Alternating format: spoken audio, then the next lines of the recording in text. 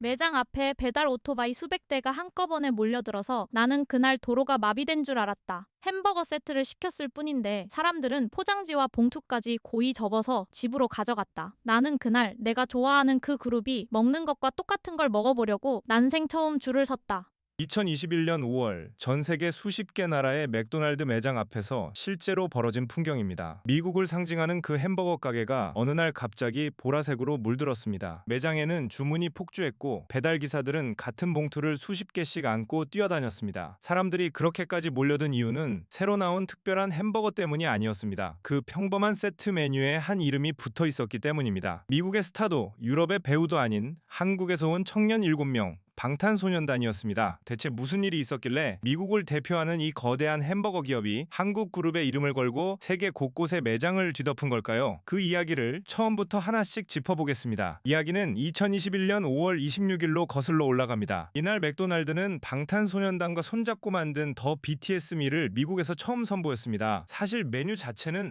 아주 특별한 게 아니었습니다. 치킨 맥너겟 10조각과 감자튀김, 콜라에 한국 맥도날드의 조리법을 바탕으로 만든 새로운 소스 2종을 더한 세트였습니다. 누구나 시킬 수 있는 익숙한 구성에 방탄소년단이 즐겨 먹는다는 조합을 그대로 담은 겁니다. 특히 함께 나온 소스 2종은 한국 맥도날드에서 팔던 조리법을 바탕으로 만들어져 미국을 비롯한 여러 나라 손님들이 한국식 소스 맛을 처음 접하는 계기가 되기도 했습니다. 그런데 이 평범해 보이는 세트가 출시와 동시에 전 세계를 뒤흔들기 시작했습니다. 미국에서 문을 연 이 메뉴는 곧 캐나다와 브라질, 여러 유럽 국가와 아시아로 차례차례 넘어갔고 최종적으로는 6개 대륙, 약 50개 나라의 맥도날드 매장에서 만날 수 있게 됐습니다. 메뉴가 걸리는 나라마다 출시일이 조금씩 달랐던 탓에 자기 나라에 이 세트가 언제 들어오는지가 팬들 사이에서 하나의 큰 관심사가 되기도 했습니다. 하나의 연예인 이름을 건 메뉴가 이렇게 짧은 기간에 이만큼 많은 나라로 동시에 퍼져나간 건 좀처럼 없던 일이었습니다. 포장지에는 보라색 바탕에 방탄소년단의 로고가 찍혔고 매장 앞에는 그 봉투 하나를 받으려는 사람들의 줄이 길게 늘어섰습니다. 사실 맥도날드가 유명인의 이름을 건 메뉴를 내놓은 게 이번이 처음은 아니었습니다. 맥도날드에는 세계적으로 유명한 인물이 즐겨 먹는 조합을 그대로 메뉴로 만드는 페이머스 오더스, 우리말로 유명인의 주문이라는 기획이 있었습니다. 그 전까지 이 자리에 이름을 올린 건 미국의 인기 래퍼 트래비스 스콧과 제이 발빈 같은 미국 시장을 대표하는 스타들이었습니다. 다시 말해 이 자리는 미국 대중문화의 중심에 있는 사람에게만 허락되던 자리였던 셈입니다. 그런데 방탄소년단의 세트는 그 성격이 조금 달랐습니다. 앞선 주인공들이 주로 미국 안에서 화제를 모았다면 방탄소년단의 메뉴는 처음부터 전 세계를 겨냥했고 실제로 수십 개 나라에 동시에 걸렸습니다. 미국 회사가 자기 브랜드의 얼굴로 미국 밖에서 온 그룹을 그것도 이렇게 넓은 무대에 내세운 겁니다. 세계에서 가장 유명한 햄버거 가게가 자기 간판 옆에 한국 그룹의 이름을 나란히 세운 그 장면 자체가 이미 하나의 사건이었습니다. 메뉴가 풀리자 세계 곳곳의 팬들과 현지 사람들이 저마다 이 풍경을 전하기 시작했습니다. 외국의 여러 매체들은 한국 그룹의 이름을 건 햄버거 세트가 전 세계 매장에 광풍을 일으켰다는 소식을 비중 있게 다뤘습니다. 지켜본 사람들의 반응은 더 생생했습니다. 한 배달 기사는 이렇게 적었습니다.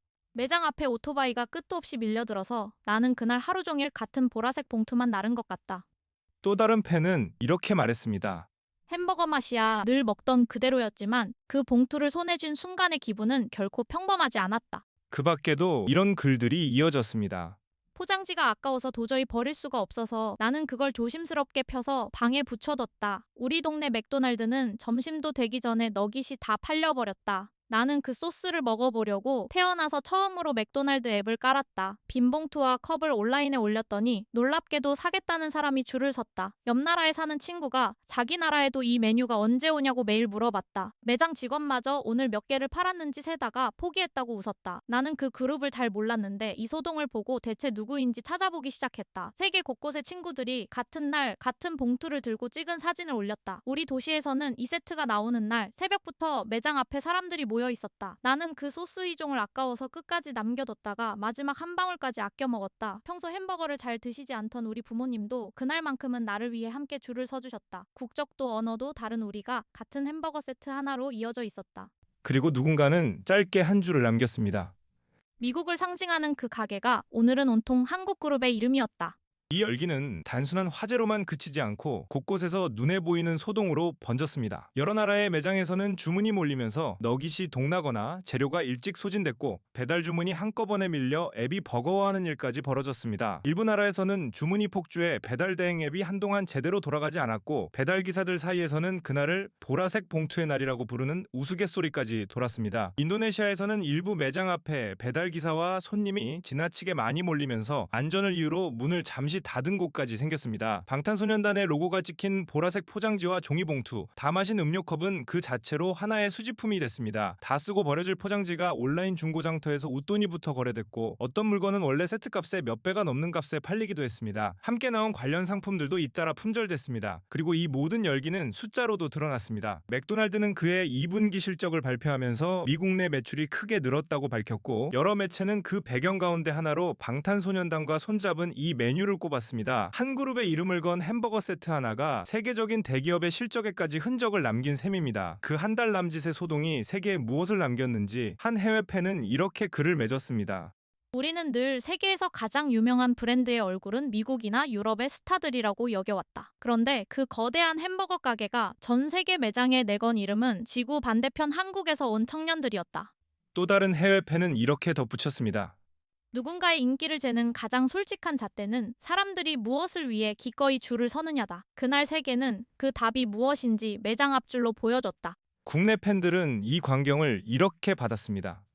미국을 상징하는 그 가게가 우리 가수의 이름을 걸었다는 게 두고두고 신기하고 자랑스럽다. 빈 포장지가 웃돈에 팔린다는 뉴스를 보고 세상이 정말 달라졌다고 느꼈다. 우리에게 익숙한 그 이름이 50개 나라 매장에 동시에 걸렸다는 게 아직도 실감이 안 난다. 작은 무대부터 시작한 그룹이 여기까지 왔다고 생각하니 그 세월이 뭉클하다. 이제는 노래만이 아니라 그들이 먹는 것까지 세계가 따라하는 시대가 됐다. 우연이나 요행이 아니라 오랜 세월 쌓아 올린 이름값이 만든 결과였습니다. 미국을 상징하는 햄버거 가게가 약 50개 나라에서 한국 그룹의 이름으로 물들었고 그 여름의 풍경은 오래도록 사람들의 기억에 남게 됐습니다. 매장 앞 긴 줄을 채운 건 햄버거를 향한 허기가 아니라 대한민국이라는 이름을 향한 세계의 관심이었습니다. 여기까지 봐주셔서 감사합니다.